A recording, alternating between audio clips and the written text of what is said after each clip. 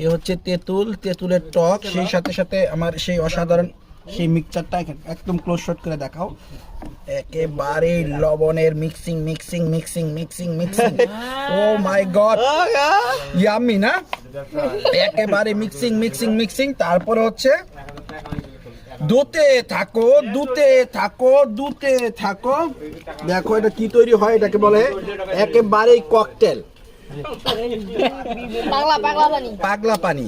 কি পানি? পাগলা। এই পানিটা এখানে এইভাবে সুন্দর করে দিয়ে দিতে হবে। এই যে টকটা পুরোটা দিয়ে দিতে হবে। এটা ধরো। তারপরে এখানে নাড়তে হবে নাড়তে হবে নাড়তে হবে নাড়তে হবে, অনেকক্ষণ নাড়তে হবে। নাড়তে নাড়তে নাড়তে নাড়তে নাড়তে যদি রসালোটা দেখাই, একেবারে ক্রিমি, একেবারে ক্রিমি।